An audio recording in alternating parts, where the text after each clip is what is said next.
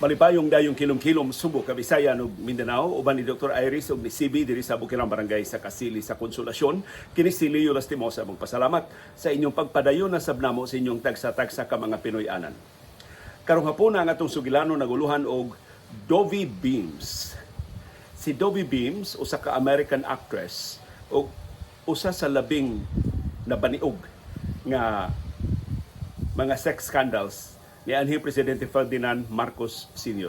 Daghan kay ito siyang babae, daghan kay ito siyang mga iskandalo. Pero si Dovie Beams, mao'y labing bantang, mao'y labing bisto, o mao'y labing makauo nga naka-apektar pag-ayo sa iyang administrasyon. Daghan siyang mga kulukadidang sa kongresista pa siya sa Ilocos, sa dihang nahimo na siyang senador, labi na sa pagkahimo na niyang presidente. Kay pasaylua ang termino, butakal kay ito si kanhi Presidente Ferdinand Marcos Sr. In fact, sa sayong bahin silang kaminyo o ni Imelda, ang labing kontra ni Imelda, mao ang mga senador o mga kongresista nga tiglawog ni Marcos o mga batanon nga mga babae. Ang uban nasakpan, ang uban wa, pero kinis Dovie Beams, nabantang gyud sa tibuok Pilipinas o sa tibuok kalibutan ang ilang iskandalo. Wa mahuman ni Dovie Beams ang pakauwaw ni Marcos, daghan kay pa siya mga babae nga nahilambigit niya. Nadiskubrihan na lang ang ubang mga babae na nahilambigit ni Marcos kay naapil na sa mga dokumento nga nautingkayan sa Presidential Commission on Good Government PCGG sa Malacañang human sila nilayas nitong 1986 kay pipilas mga babae ni Marcos sa nakaliling kanasuran sa kalibutan nagdawat og sustento. So kadtong iyang kinawat atol siyang diktadura nakabahin ang iyang mga kabit ni adto. Doon siya kabit sa Australia, doon siya kabit sa Europa o sa ubang pangkanasuran sa kalibutan. Doon mga anak ang uban iyang gisustentuhan. But abunda kaayo ang mga sustento gikan sa iyang mga Swiss bank accounts. Ingon na naka-iskandaluso kadto si anhing Presidente Ferdinand Marcos Sr. Unahon nato si Dovie Beams. Si Dovie Beams, niabot din sa Pilipinas, is si American actress. Kaya naghimo si Marcos og pelikula na Maharlika. Katong pelikulang Maharlika, gisugdan paghimo 1968. Ang tuyo atong murag siya propaganda movie. Pagpalig-on to sa pangangko ni Marcos nga siya kinadaghanan og medalya sa niaging ikaduhang gubat sa kalibutan.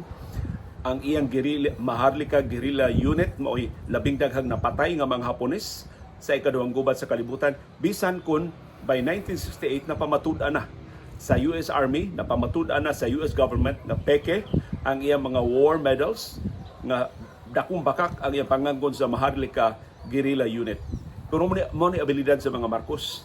Bisan kun napamatud-an ang bakak ang ilang mga gipanulti, di sila muhunong sa pagpamakak.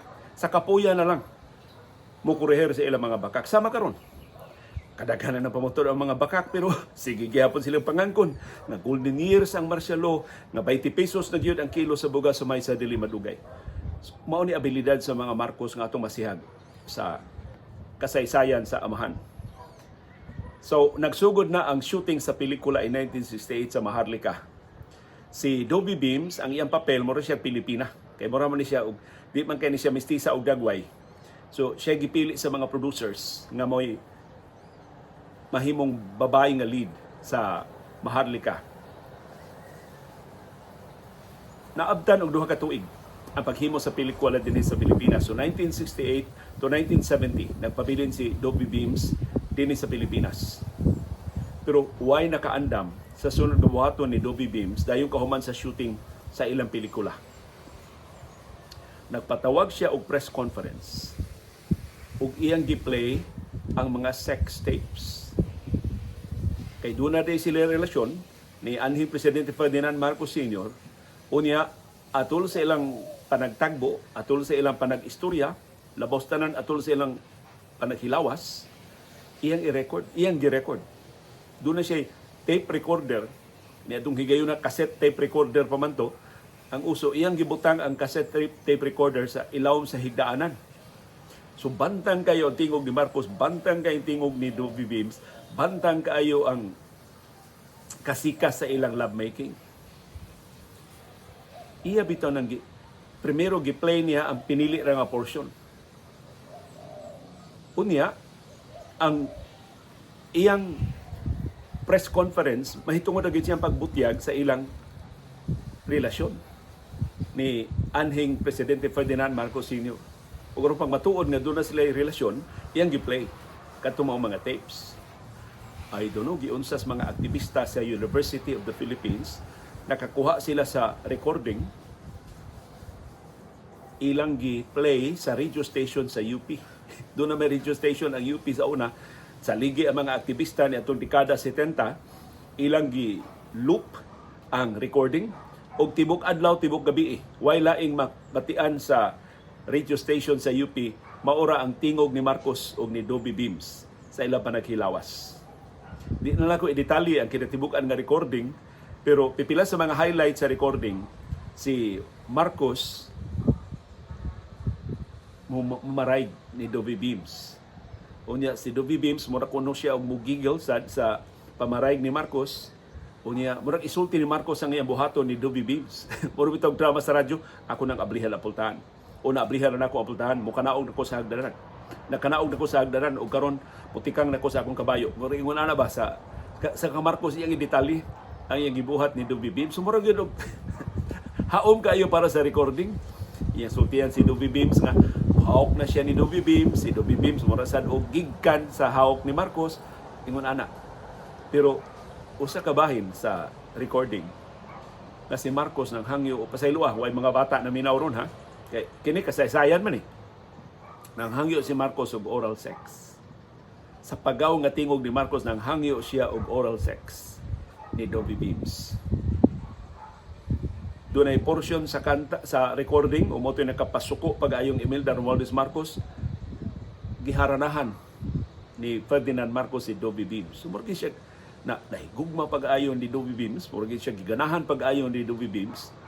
Giyang giharanahan sa kana kunong tradisyonal nga Ilocano nga kanta nga Pamolinawin. Muna isa siya mga gikanta ni Ferdinand Marcos Sr. ni Dobby Beams. So kining tanan nagpatian ni sa Tibok Nasod tungod atong radio station sa UP.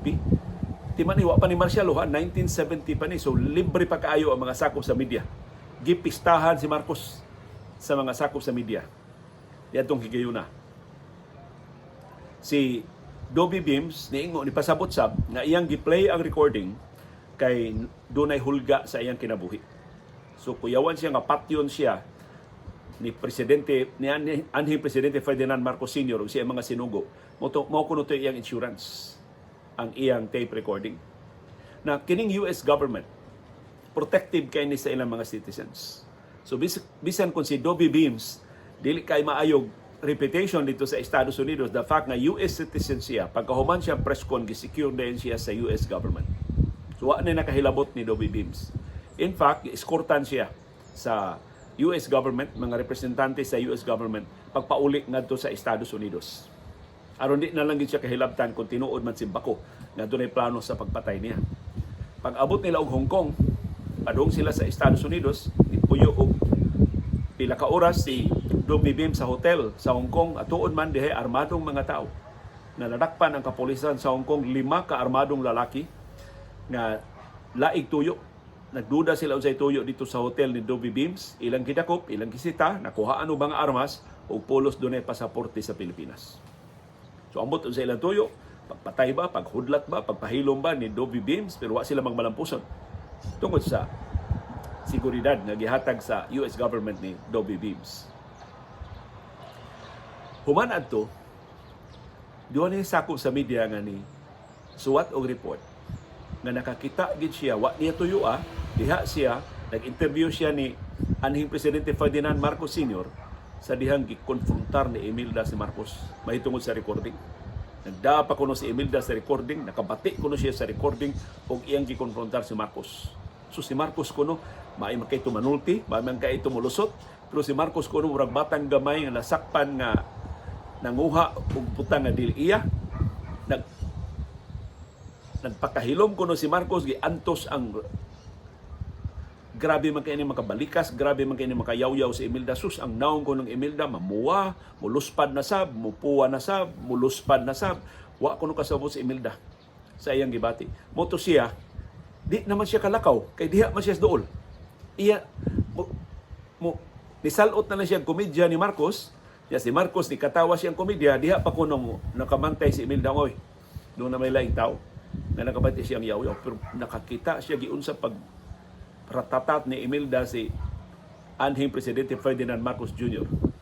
sa mahitungod sa maong recording. Na later on, sa dihang nahilom na ning iskandalo, pila na katuig, na interview balik, interview ni Imelda, wa gi plano ang interviewer nga mangutanan niya mahitungod ni Dobby Beams. Si Imelda man di voluntaryo. Paghisgot ni Dobby Beams. So, mo nag-ingon nga free rental. Wa gid mawaso na huna ni Imelda si Dobby Beams. Pero ang iyang rason lahi na. Mato ni Imelda, wa gi sa si Ferdinand Marcos Sr. atong ilang relasyon. Wa sab kuno isa si Dobby Beams sa maong relasyon. Gigamit ra kuno si Dobby Beams aron pagpakauaw sa iyang bana. Si mao ni linya ni Imelda, mamin kan si Imelda mo himo-himog storya.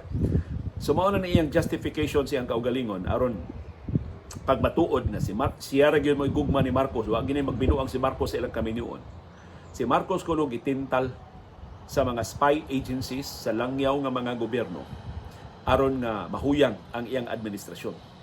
Ug usa kuno sa ilang gigamit si Dobby Beams aron nga ma-compromise si Marcos, maapektuhan ang kaligdong siyang presidency, mahuyang ang iyang liderato sa nasod, mapakyas ang iyang maayong mga plano para sa nasod ug sa katawhang Pilipino. Unya, kadto kunong tingog sa recording, dili kuno to tingog ni Marcos. Gisplice ra kuno to gikan sa mga diskurso ni Marcos sa kampanya niya sa naglaling bahin sa Pilipinas. Gisplice kuno ang recording, gisumpay-sumpay ug di na mao. Mo tumurag nagsulti kuno silang Dobby Beams. Ruwa jud kuno to mahitabo. Tiyaw mo na. Ang iyang certification, primero na ingon siya nga si Dobby Beams gigamit sa langyaw nga mga espiya. Pagkahuman siya, wag ito yung relasyon. Si Marcos o si Dobby Beams. Gigamit lang ito si Dobby Beams pagpakauaw ni Marcos. Yakadto ko ng mga kanta-kanta ni Marcos nga intimate kaayo, mura siya ng harana ni Dobby Beams. Ingon siya, di manggod mo Ilocano. Katong kanta ni Marcos, mga marching song to, mga patriotic songs to. Kanta to paghigugman niya sa nasod. Dili siya paghigugmang babae. Sumo na yung justification ni Imelda. Mahitungod ni Dobby Beams sa affair ni Marcos ni Dobby Beams.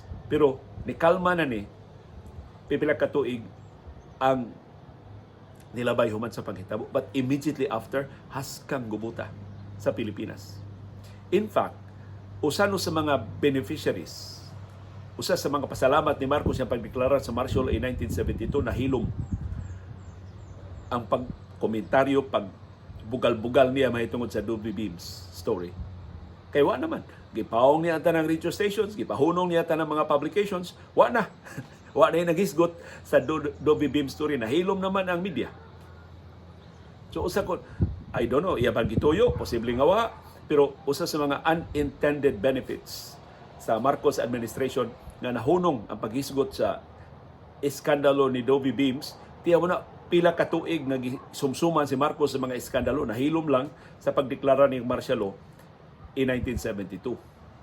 Pero immediately after the incident, si Marcos ni konsulta sa iyang mga sinaligan sa gabinete. Apil na si Juan Ponce Enrile, apil na si Claudio Tejanqui, ang kanhi maestrado sa Korte Suprema, apil na itong mga negosyante nga labing suod niya. Nagplano siya mo pasaka og kasong libelo batok ni Dobby Beams. Nagitambagan siya ni Enrile, ilang Tejanqui o kaubanan nga, Mr. President, ayaw na. Kaya asa mo nimo ikiha si Dobby Beams? Mubalik to din sa Pilipinas, magsaba-saba na sa to din sa Pilipinas. Kaya di man mahusay si Dobby Beams kung dili nimo ikiha din eh. So babanhaw na sa hinuon ang iskandalo. Imbis na hilom nagjutay, mubalik na sa maglisod na gitinuon tagkontrolar sa mga istorya mahitungod ni Dobby Beams. So ayaw na lang, Mr. President. So naminaw siya sa tambang nila Enrile o kaubanan. Umas pila ka adlaw, nangonsulta na sab siya sa mga abogados Malacañang, mahimo ba nga ikiha kuno niya si Dobby Beams kay nagsige kuno pangilkil og kwarta. Kay si Dobby Beams bisag dito na sa Estados Unidos, magsiko no gihapon og panawag sa iya mga suod dinhi sa Pilipinas. Umuingon nga kundi siya bayaran og $2 million, magsuwat siya libro. I-detalye niya ang ilang relasyon ni Marcos.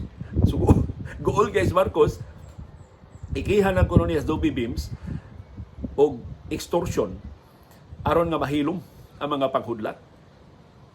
Kung tuonan, wa na siya kapugni, pasaka gyud siya kaso sa korte sa Pasig, Court of First Instance pamanto. Sa una, iyang ipasaka sa CFI sa Pasig, I don't know siya nahitabo sa kaso. Kay di man mahusay ang kaso kay wa man mo balik si Dobby Beams. Di naman amot nusugot pa sa gobyerno ni Presidente Ferdinand Marcos Sr. nga makabalik si Dobby Beams din sa ato nga mabanhaw na lang sa mabuhi lang sa pagbalik ang iskandalo. Pero ang libro nga gihulga ni Dobby Beams nga iyang suwaton wa gyud mahinayon. Way libro nga napakita hantud karon. Daghanon kay mga libro nga gisuwat ang mga periodista at that time. Ang uban mga suod ni Imelda, ang uban mga suod ni Marcos, ang uban mga objective journalists nga nakakita og value sa maong sugilanon sa iskandalo ni Presidente Ferdinand Marcos Sr. uban ni Dobby Beams. Na si Dobby Beams sumaniadto nagnegosyo og real estate dito sa Estados Unidos.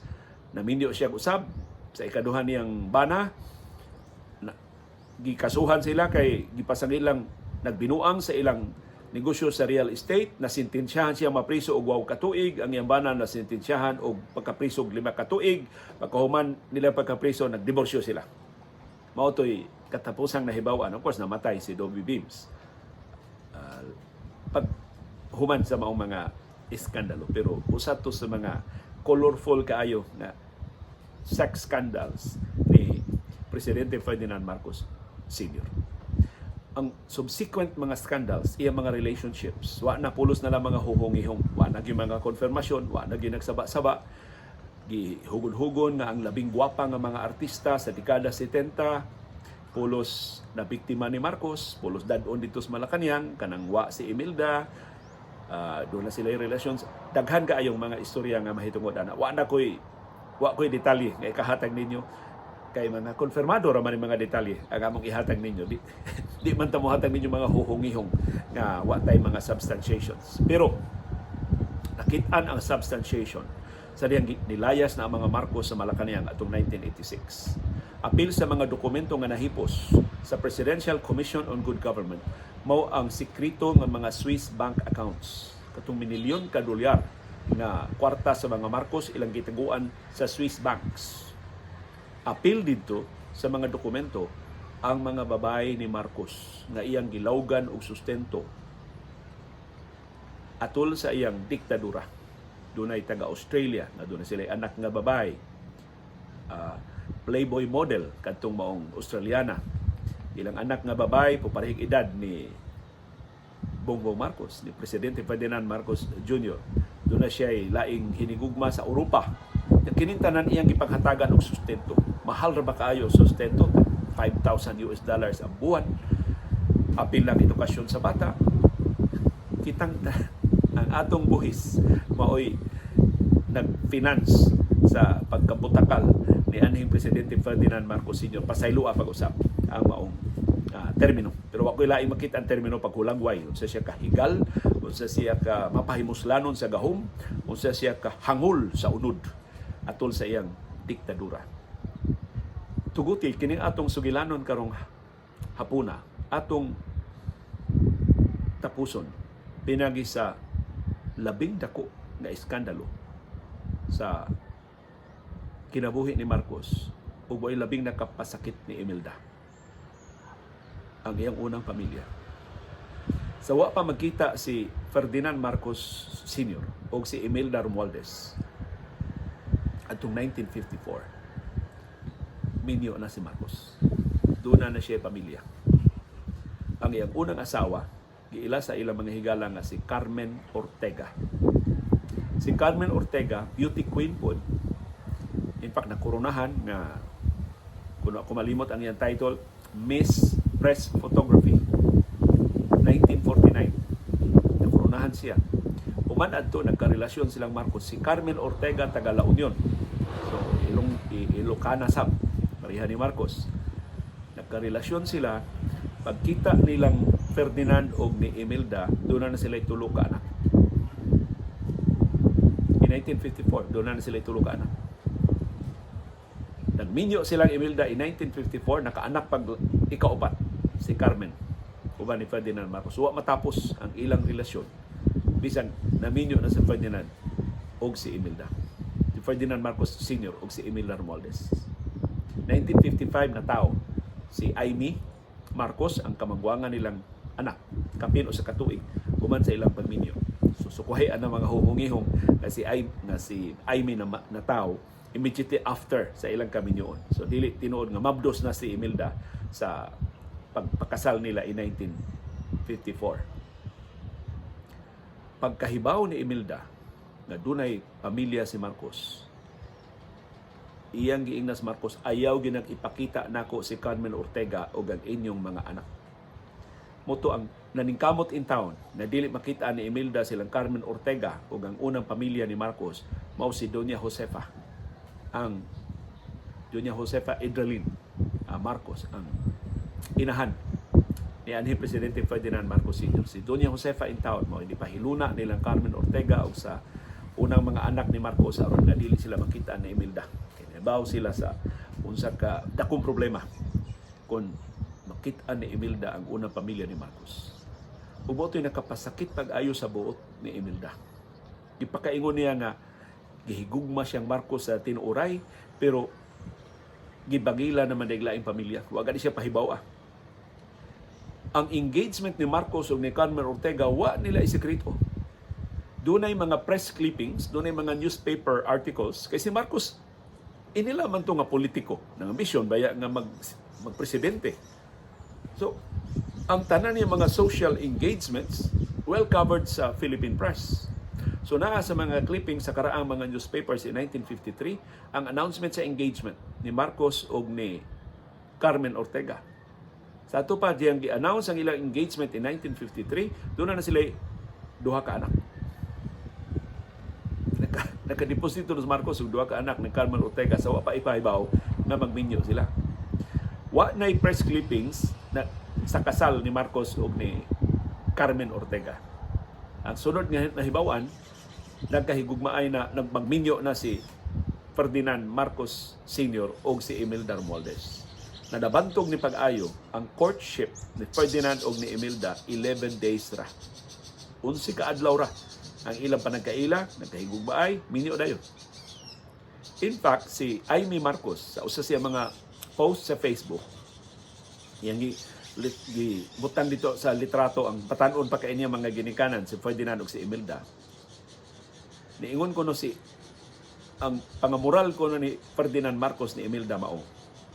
Ako di ko ganahan nga mangulitaw. Naagay ko ganahan nga babay. Ako sultian diretso, di na ko magpasubingay, di na ko mangulitaw. Pero sa imong bahin Imelda, himuon ti ka nga exception. Pakaslin ako karon, pangulitaw hanti ka tibok natong kinabuhi. May kanang balatics Marcos. So, pas-pas kayo ang ilang relasyon. So, daghang kay mga nangutana. Si Carmen Ortega, ihulag ngayon mas guwapa pa kay ni Imelda. Guwapa kuno kay ito si Carmen Ortega na Miss Press Photography ba in 1949. So, nganong nahimutang nas Marcos, doon na siya pamilya, doon na siya mga anak, gibiyaan man niya yung original nga pamilya. Nganong gipili man niya si Imelda, nganong nagsugod man siya bagong pamilya ni Imelda, o ba ni Imelda. Ang unang possible explanation, ang iyang kabutakal. Pulaan natin siyang Carmen, kay angka na, niya ay bago, na iyang natilawan. Mao na unang brutal na possible explanation. Ang ikaduhang explanation, mao ni posible, labing dako posibilidad, si Marcos politiko. Una ka-realize siya na si Carmen dili magamit siyang pamulitika. Kay pulos man sila Ilocana. Ang solid North ra ila. Mintras si Imelda, anak sa inila kaayong politika ng pamilya sa Tacloban, sa Leyte, sa Visayas. So magamit kay niya si Imelda pagpalapad sa iyang political base. Plus nakita niya nga si Imelda, mahimo ra gyud niyang giyahan, mahimo ra gyud niyang i-train sa iyang umaabot nga politikanhon nga mga ambisyon. Kay niadtong higayuna as early as 1950s, Juanas Marcos nagplano na nga modagad sa pagka-presidente. So ano posibleng rason ngano nga gipili ni Marcos si Imelda over sa iyang first family, over sa iyang first wife na si Carmen Ortega. sukad ni adto epektibo kay pagkatago si Carmen Ortega ug ang mga bata, wa nagyud igdungog hain na si Carmen Ortega ug ang mga bata. Sa credit sa una mga anak ni Marcos, wa gyud ni presentar sa ilang kaugalingon nga anak ning Ferdinand Marcos Sr. Kami unang pamilya. Wa gyud. May tali kayong pagkahipos gyud o may kayong pagkatago sa mga Marcos kadtong maong iskandalo. So hangtod karon, why na dunggan, why na hibawan na dunay bisag trace na lang ni Carmen Ortega ug sa mga bata.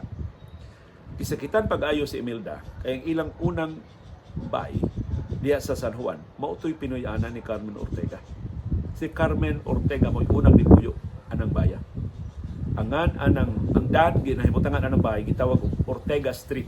Mo nagkasukan pag-ayo ni Imelda mao tong pagka-presidente ni Marcos gipadali-dali gid nilang usab gihimo na nilang Mariano Marcos Street kasi dungog sa katiguangan ni Marcos ang maong dad.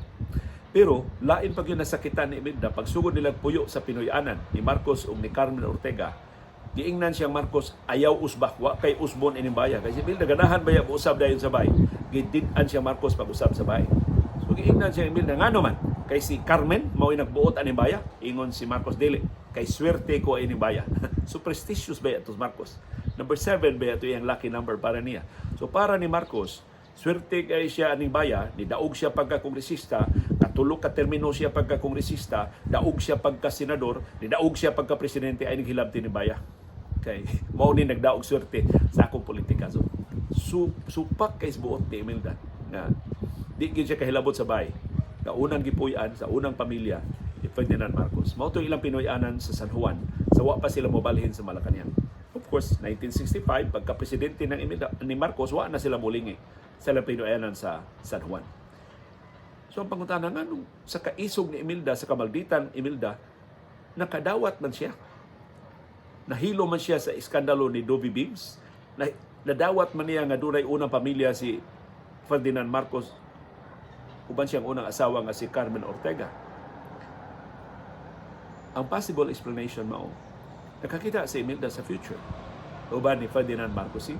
Kadako ning kaugmaon ning akong bana, dako kung kaugmaos politika ini ako na lang ni piyungan ang iyang mga bisyo. Pero ang laing o most logical reason, si Imelda napuhong sa mga alahas o mga gasa ni Marcos. Sa una kunong mga adlaw sa ilang kaminyoon, daghan man kay mga bisita si Imelda.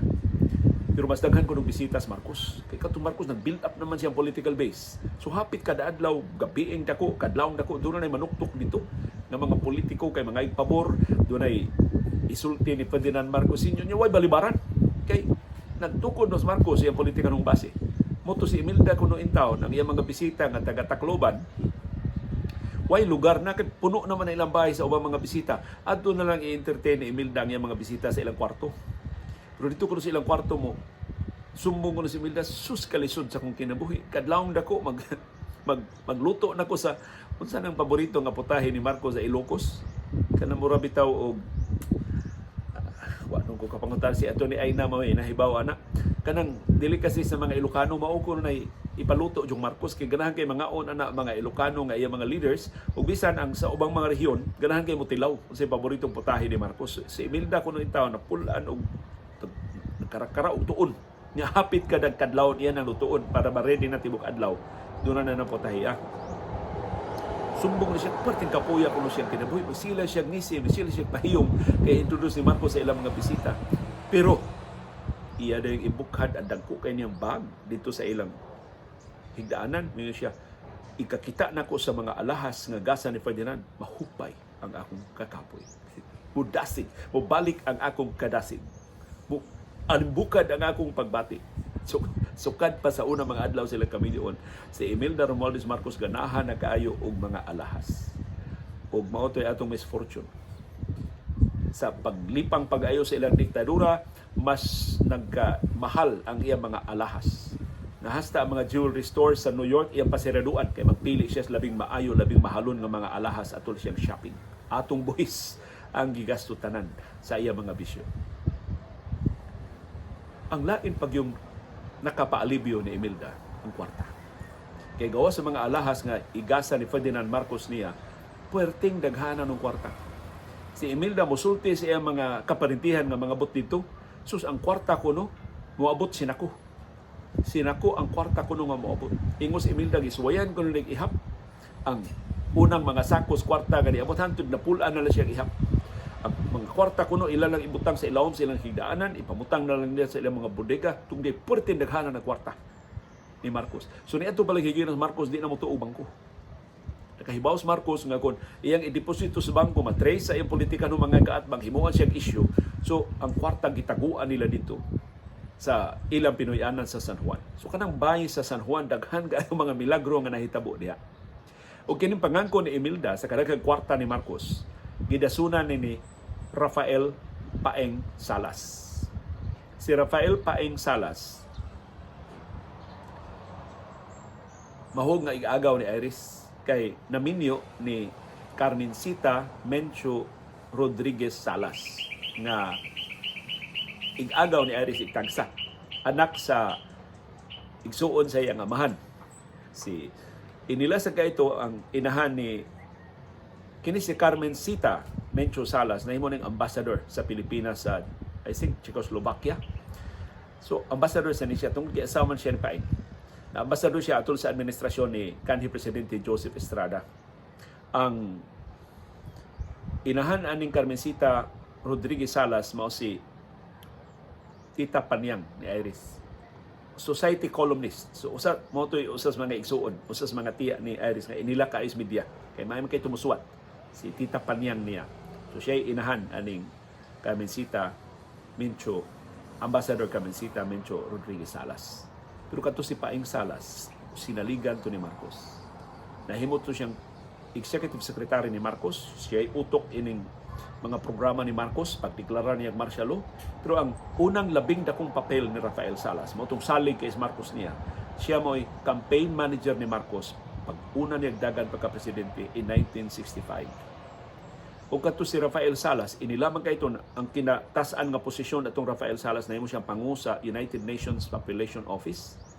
So kini mga population program sa United Nations sa nagaliling kanasuran sa kalibutan si Rafael Salas. Mo'y utok, mo'y nagsugod anang tanan. So, si Rafael Salas naghihimuan og libro, ang iyang biography.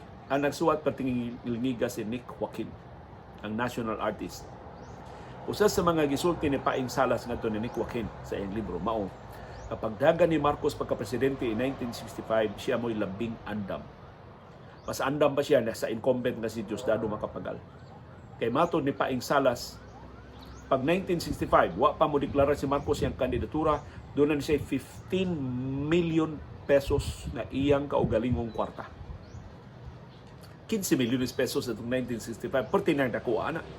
Mas kahibudngan pag ng kwartaha, kay wa na ideklarar ni Marcos sa iyang mga income tax returns. Wa niya ideklarar siyang statement of assets and liabilities.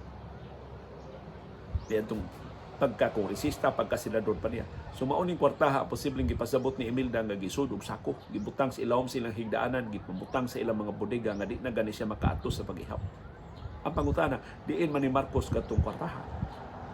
Kini si Marcos sa kongresista pa sa Ilocos ug sa bisan na senador na maayo kay mo palusot og mga transaksyon. Maayo kay mo tabang og mga dagko ug questionable nga mga negosyante sa ilang mga transaksyon. So niya itong higiyon na perfect na ning Marcos ang siyensya sa pagpangurakot. O di malas ang iyang politika ng mga kaatbang, si Diosdado Macapagal in 1965, si Sergio Osmeña in 1969, pertindaghan ng kwartang Marcos. Naway resibuhay. Mahimo niya gastuhon bisag unsa. Labi na pagka-incumbent na niya. Nga gawa siyang kwartang hinipusan, ang resources, ang tanang resources sa national government naa siyang disposal. So, makalili ka unsa ka hugaw sa politika, sa liderato, sa kinabuhi. Ni anhing Presidente Ferdinand Marcos Sr. ining atong nalilian lang wa dili pa ni ang tanan, daghan pa kay mga sekreto nga wa nato mahibawi sa iya mga sex scandals, sa iya mga financial scandals, sa iya mga palusot sa politika. Unsay epekto sa iskandalo ni Dovi Beams ni Imelda Romualdez Marcos, sukad ni adto na panid-an si Imelda Romualdez Marcos nahimo nang mas assertive, nahimo nang mas isog nga ni-assert sa iyang pagka-first lady. Kung ano itong gihatagan na siya ni Marcos o mga pwesto sa gobyerno. Imbis first lady lang, dekorasyon lang sa ilang Pinoyanan, nahimo na siyang murag co-equal partner sa diktadura. Ug mao to'y nakaaghat ni anhing Primitivo Tibo Mijares sa pag-title siyang libro na Conjugal Dictatorship. By the way, ang labing daghang mga detalye mahitungod ni Carmen Ortega sa unang pamilya ni Marcos naa sa libro ni Primitivo Tibo Mijares. Mo nang perting sukuan ni Ferdinand Marcos, perting sukuan ni Imelda Romualdez Marcos, na ang kanhi propagandista nila, chief propagandist sa diktadura, ni Bali ug nisuka sa tanan nilang mga baho sa iyang libro. Mutong wa gyud nila buhia si Primitivo Mijares. Hantod karon missing. Way nahibaw pero gikabalak ang dugay ra namatay. Si Primitivo Mijares kay wa kagwanta ang diktadura sa kadako sa hulga na iyang mahimo kung mapadayon pa siya pagbutiyag sa mga sekreto, sa mga tinaguan sa diktadura ni Ferdinand Marcos Sr. o ni Imelda Romualdez Marcos, ang conjugal dictatorship. Uban ni Dr. Iris ug ni CB diri sa Bukirang Barangay sa Kasili, sa Konsolasyon kini si Leo Lastimosa. Magpasalamat yung padayon nga pagsunod, pagsubay, pagsalig ug pagpaminaw sa atong panahom dayong kilong-kilong. Daghang salamat, CB girl.